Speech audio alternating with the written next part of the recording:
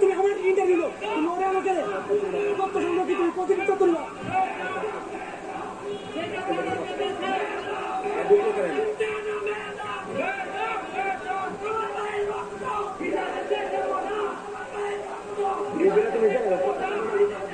দেখছি কিন্তু আপনি ভুল করে দিচ্ছে, ওর কাছে আমি নিয়ে গেছি। দর্শক ডয়চে ভেলে বাংলা বিভাগ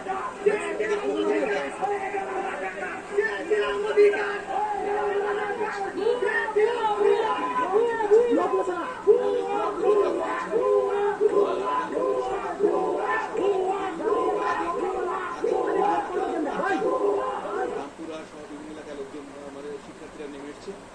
আর এদিকে সায়েন্স ল্যাবরেটরির মোড়েও একটার পরেই বিভিন্ন কলেজে শিক্ষার্থীরা নেমে এসছে এবং ওদিক দিয়ে ঢাকা কলেজের দিকে ছাত্রলীগের নেতাকর্মীরা অবস্থান নিয়েছেন এবং এখানে ঠিক 2টা বাজে কিছুক্ষণ আগেই সংঘর্ষ শুরু হয়। ছবির যদি জুম করে একটু দেখানো যায়, এখন আবার একটি সংঘর্ষের দৃশ্য আমরা দেখছি। একটি খাওয়া পাল্টা দেওয়া হচ্ছে মনে হচ্ছে, হ্যাঁ খাওয়া পাল্টা দেওয়া আবার আবার আবার শুরু হচ্ছে খাওয়া পাল্টা দেওয়া, হ্যাঁ খাওয়া পাল্টা দেওয়ার দৃশ্য আমরা দেখছি।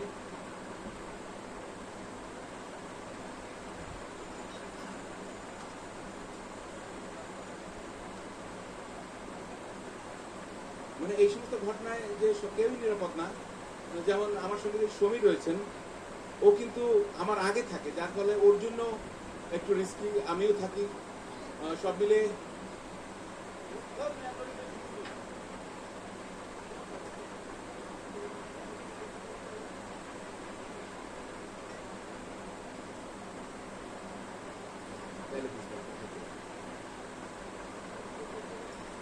আমরা আমরা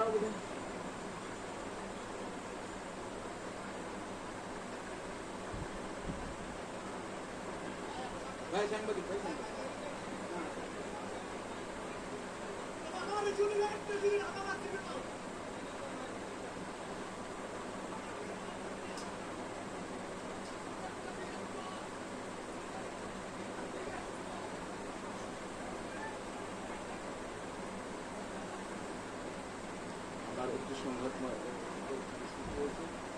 আমরা সাংবাদিকরা কয়েকজন এখানে নিরাপদে থাকার চেষ্টা করছি, তাই তো বকুল কি দেখলেন? বকুল আহমেদ রয়েছেন সাংবাদিক সমকালের, আপনি কি দেখেছেন? আপনি তো মাথায় হেলমেট পড়ছেন, আপনি কি দেখলেন? 11টা সাড়ে 11টা থেকে ছাত্ররা ওখানে অবস্থান নিয়েছে সায়েন্স ল্যাবে।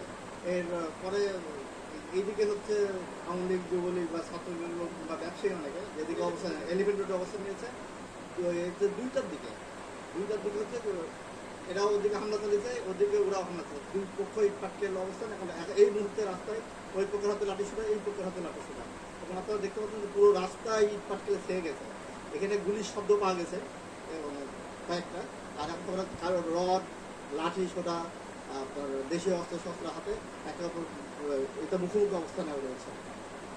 বলছিলেন সাংবাদিক বকুল আহমেদ, তিনি 11টার পর থেকেই ছিলেন। আসলে মূলত 11টার পর 12টা বা 2টার কিছুক্ষণ আগে সংঘাত শুরু হয়। মুখোমুখি অবস্থানে ছিলেন তারা, দুই পক্ষই তাদের অবস্থানে আছেন। কখনো এক পক্ষ ঘটে যাচ্ছে, আর এক পক্ষ এগিয়ে যাচ্ছে। এর ভিতরেও চরম ঝুঁকির মধ্যে কিছু পথচারী যাদের যেতেই হবে তারা